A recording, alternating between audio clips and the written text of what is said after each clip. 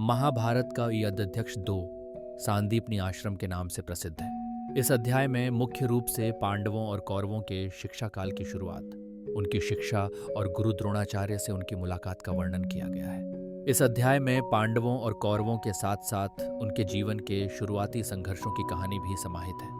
महाभारत अध्ययन 2 के मुख्य बिंदु। कौरवों और पांडवों का शिक्षा काल। इस अध्याय की शुरुआत कौरवों और पांडवों के बचपन के समय से होती है। वे गुरु के पास शिक्षा लेने जाते हैं। द्रोणाचार्य, जो एक महान धनुर्धर और गुरु थे, ने इन सभी को शस्त्र विद्या, अस्तबल विद्या और युद्ध कला की शिक्षा दी। 2 ये कुरुक्षेत्र के महल में माहौल। पांडवों और कौरवों की शिक्षा का आरंभ गुरु द्रोणाचार्य के आश्रम से हुआ था। इस समय पांडव और कौरव दोनों समान रूप से शिक्षा ग्रहण कर रहे थे, लेकिन कौरवों के मन में पांडवों के प्रति ईर्ष्या बढ़ने लगी थी। 3 गुरु द्रोणाचार्य का शिक्षा देने का तरीका।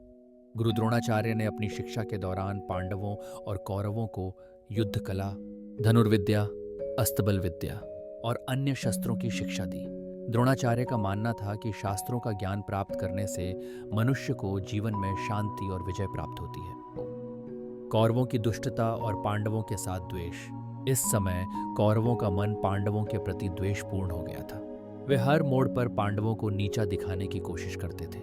कौरवों के प्रमुखों में से दुर्योधन और दुशासन ने पांडवों को परेशान करने की योजनाएं बनाई थीं। भाई, महान युद्ध कला में पांडवों की दक्षता।